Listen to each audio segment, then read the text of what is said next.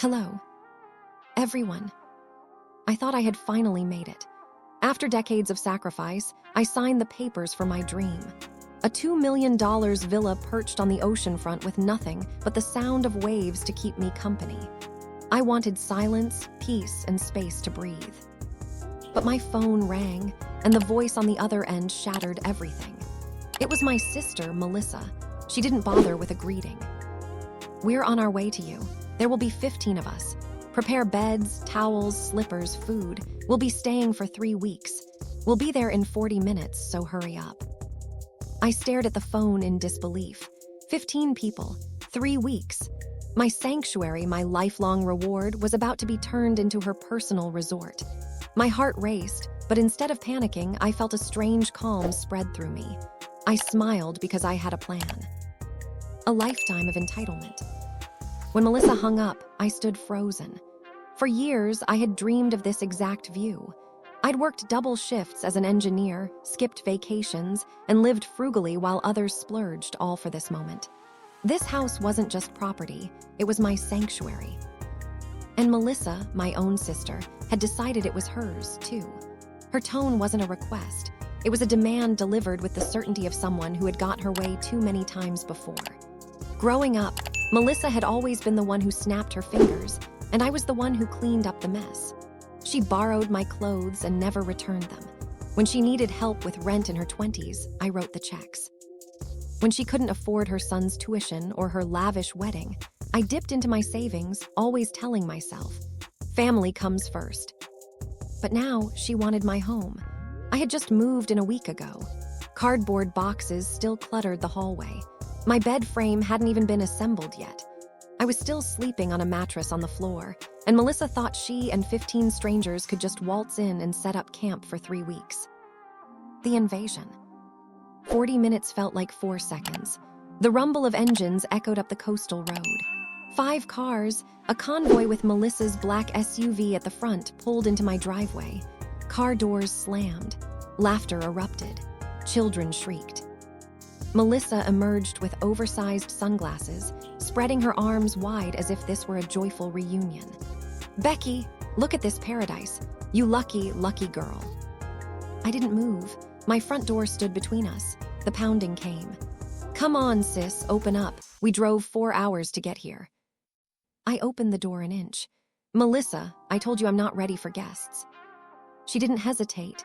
She shoved the door wider and brushed past me into the foyer. Behind her, a flood of bodies poured in, faces I didn't recognize, dragging suitcases, lugging coolers and beer, shouting to one another. "Check out that pool.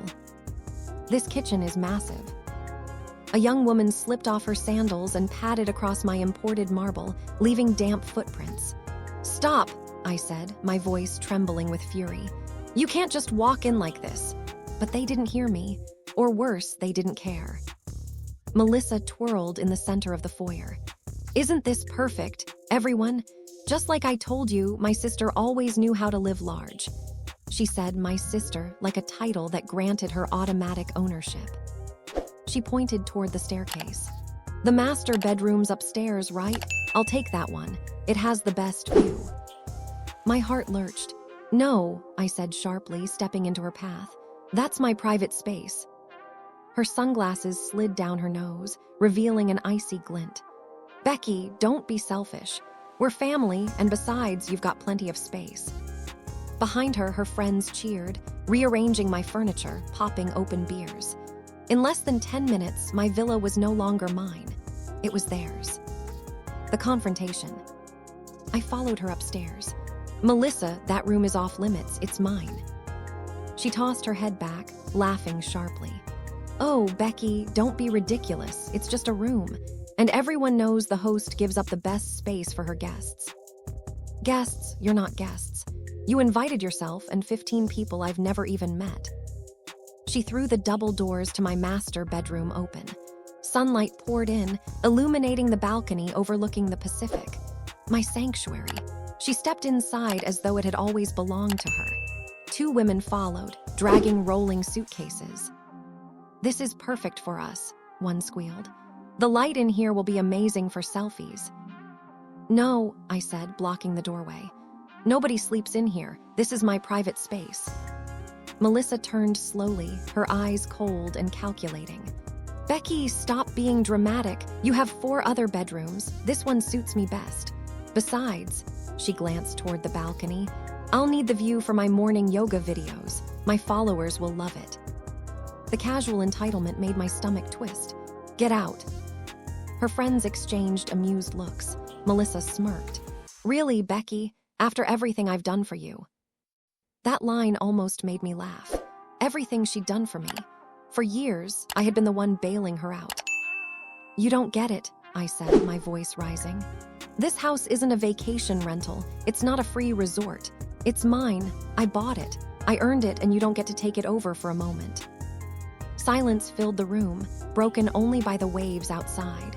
Then Melissa's smirk hardened. She stepped closer, invading my space. You think this place makes you better than me, she sneered.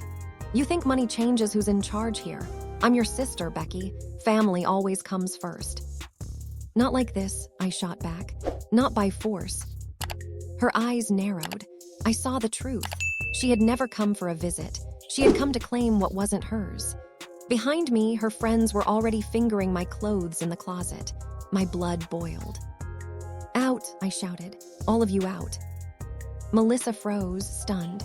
For the first time, I saw a flicker of uncertainty, but she masked it with a cold smile. You're making a big mistake, sis, one you'll regret. And with that, she tossed her suitcase onto my bed. The final insult. The final straw. I stared at the suitcase on my bedspread. Years of biting, my tongue boiled up at once. Take it off my bed. My voice was low and dangerous. Melissa blinked, then smirked. Oh, Becky, relax. You've got to learn to share. Family helps family, remember. Isn't that what Mom always said? She knew exactly which strings to pull. I said no. That single word rang through the room like a gunshot. The chatter died. Melissa tilted her head, her voice dripping with fake sweetness. Don't be selfish. Everyone here agrees, right? A chorus followed from people I didn't know. She's got plenty of space. Why make such a fuss? Don't ruin the vibe. One man cracked open a beer in my bedroom, foam spilling onto my hardwood floor. To family, he said. My jaw tightened. Family doesn't invade, I snapped. Family doesn't demand, and family sure as hell doesn't treat someone's home like a hotel. Melissa's smirk faltered. You're being dramatic, she muttered, stepping closer. What are you going to do, Becky? Throw us all out? You don't have the guts. Her words were gasoline on a fire. Yes, I said louder. That's exactly what I'm going to do. Gasps rippled through the group. Melissa's eyes widened, then narrowed. You wouldn't dare. I took a step forward. Watch me. For the first time in my life, I wasn't shrinking back. I was the homeowner who had built a life through sweat and sacrifice. This was my line in the sand. Melissa scoffed, but there was unease in her expression. You'll regret this, sis. Everyone will see what kind of person you really are. Good, I shot back. Because I'm done letting you define me. This house is mine, and you're not welcome here. The call for backup. The room felt like it was closing in. I turned and walked out of the master bedroom. Behind me, I heard scoffs and mocking laughter. She's bluffing. She won't do anything. But she was wrong. I strode down the hall into my study and shut the heavy oak door. The lock turned. I leaned against the desk, breathing hard, staring at the phone. A crash from the living room, the sound of glass shattering, followed by laughter, made my decision for me. My sanctuary was under siege. I dialed 911. What's your emergency?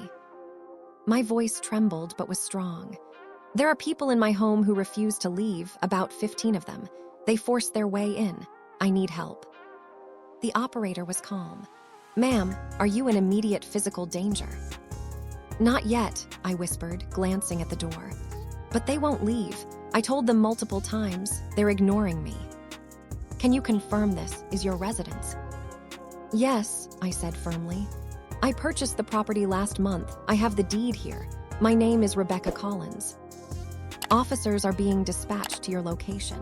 Stay in a secure room until they arrive. Estimated arrival time is 15 minutes. A loud knock rattled the door. "Becky," Melissa's voice sang out. "Come on, don't be like this. We're family. Let's talk like adults." Another voice, male and mocking, chimed in. "She's calling the cops, isn't she? Total drama queen." I stayed silent. Then Melissa's tone shifted, sharp as broken glass. "If you do this, Becky, you'll regret it. You'll lose me. You'll lose all of us. And you'll be alone in this big empty house." Her words pressed on old wounds, the fear of loneliness. But instead of breaking me, they hardened me. I looked at a framed photo of our parents on my desk. "Better alone than exploited," I whispered to myself. The reckoning. The minutes dragged. Outside my door, whispers turned into arguments. Some wanted to leave. Others insisted on waiting me out. Melissa's voice cut through them all. "She won't do it. She's just being dramatic." Then finally, the sound I'd been waiting for. Sirens, faint at first, then louder, cutting through the ocean breeze. Heavy pounding shook the front door. This time it carried authority. "Police, open up." The house erupted into chaos. Footsteps scrambled. Voices overlapped in panic. I unlocked my study door and stepped into the hallway. Melissa was at the foyer, plastering on her sweetest smile as she pulled the door open. "Officers, thank goodness you're here," she cooed. "My sister's having a bit of an episode. We were just trying to spend some time together and she—" "Ma'am," the officer's voice cut her off, firm and unimpressed. Two officers stepped inside. "Are you the homeowner who made the call?" I stepped forward, my knees trembling but my voice steady. "Yes, Rebecca Collins, this is my property. They entered without permission and refused to leave when I asked." The older officer nodded. "Do you have proof of ownership?" I opened the folder I'd prepared and handed over the deed. My fingers were steady. Melissa laughed lightly, trying to wave it off. "This is a family matter, officers. She's just overreacting. We drove hours to get here and she invited us." "I never invited you," I snapped, my voice ringing loud. "You demanded, you barged in, you've destroyed my home."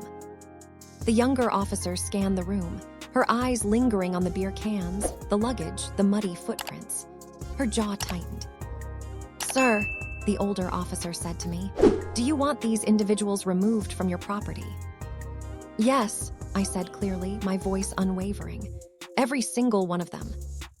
Gasps rippled through the group. Melissa's smile faltered. "Becky, don't do this," she hissed. "Think about what you're saying, we're family." "Family doesn't force their way into someone's home," I said coldly. The officer turned to the crowd. "You have 15 minutes to gather your belongings and vacate. If you're still here after that, you'll be arrested for trespassing." The room exploded with protests. Friends cursed as they stuffed clothes into suitcases. Others shot me dirty looks. Melissa stood frozen, her fists clenched, her face a mask of fury. "You'll regret this," she whispered, leaning close as she dragged her suitcase toward the door. "You think you've won, but this isn't over." I didn't flinch. For the first time in years, I felt taller, stronger, untouchable. The aftermath, peace restored. As the last of them shuffled out under the officer's watchful eyes, silence crept back into my villa. My villa. I leaned against the foyer wall, exhaling deeply. The police had done their job. They were gone. I walked through the villa slowly. Beer bottles on the counter, towels on the floor, fingerprints smudging the glass. In my bedroom, my bedspread was wrinkled from Melissa's suitcase. I picked up a pair of forgotten shoes and tossed them outside. As I straightened the blankets, I caught sight of the ocean through the balcony doors. The sun was dipping lower, painting the water orange and pink. I stood there, my chest rising and falling with exhaustion and relief. They were gone. Melissa's voice echoed in my head. "You'll regret this. You'll lose us. You'll be alone." The words twisted in my chest. But then another thought followed, clear and steady. I'd rather be alone than used. I poured a glass of wine and carried it to the balcony. The salty breeze was cool and soothing. I sank into a chair, finally letting the weight slip from my shoulders. For years, I had been the sister who said yes, who sacrificed, who swallowed anger for peace. Today, for the first time, I had said no, and I hadn't crumbled. My phone buzzed on the table with dozens of missed calls and texts from Melissa. I didn't bother opening them. Instead, I turned the phone over, face down. Tonight wasn't about her. Tonight was about me. I raised my glass toward the ocean, the horizon glowing gold. To peace, I thought, to freedom, to finally drawing the line. Melissa would rage. She would twist the story and call me selfish. But I knew I had proof, the law on my side, and most importantly, I had finally reclaimed my voice. This villa wasn't just a house. It was a symbol, a reminder that I had earned my place, my peace, my boundaries. And no one, sister or not, was ever going to take that away from me again. As the last rays of sun slipped beneath the horizon, I felt something I hadn't in years. True, uninterrupted peace. Thanks for watching PastQuest. If you enjoyed the journey into history, don't forget to like, share, and subscribe for more amazing stories from the past. See you in the next quest.